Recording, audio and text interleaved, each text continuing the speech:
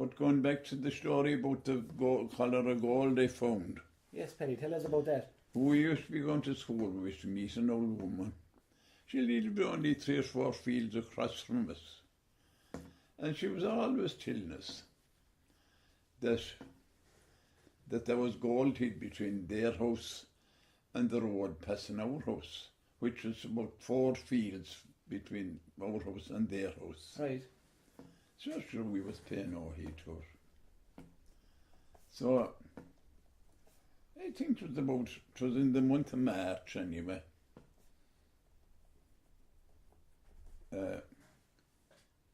Yeah, they had a field, a good field now, but there was a lot of old rocks in it, you know. Mm. So by God, they decided in the winter that I'd dig it and blow and blast the stones out of them. What year is this now, Paddy? 1948. 1948. But anyway, I got a block of blasting powder and a fella used to help me. I would hold the stone and put on the blast and blow them out of it. But anyway, I had a good, I'd say half an acre of it done. And I was shoving down towards the end of it digging.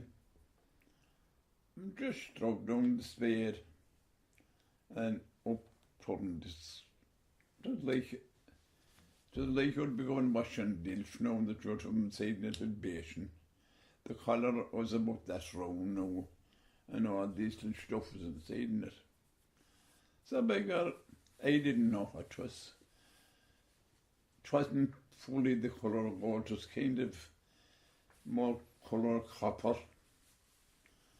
So I just lifted her over one side, and I went down home to the dinner. I didn't even bring it down.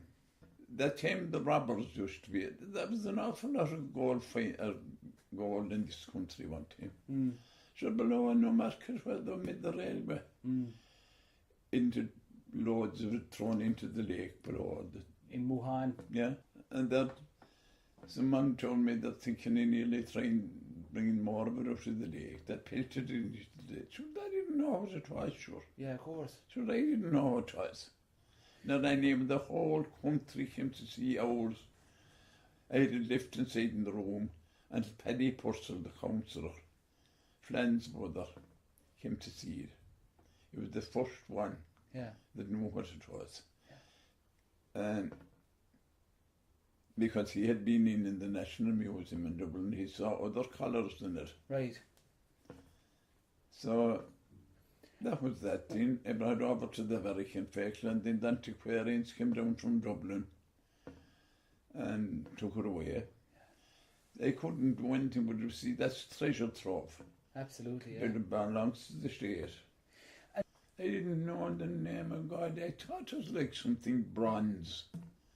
Don't I tell you, every neighbour around and smart people came to see that didn't know what it was. No. Did you wash it when you took it out, Paddy? No. It was shining, man. Yeah. Oh, no. Well, there was bits of clay stuck on some of the things, and I suppose they'd done something with him. Did the work stop for the day when you found it? Did you go home? No, I stayed on. Sure, I didn't know no more than it was no canister I had found. I didn't know, I'm just there and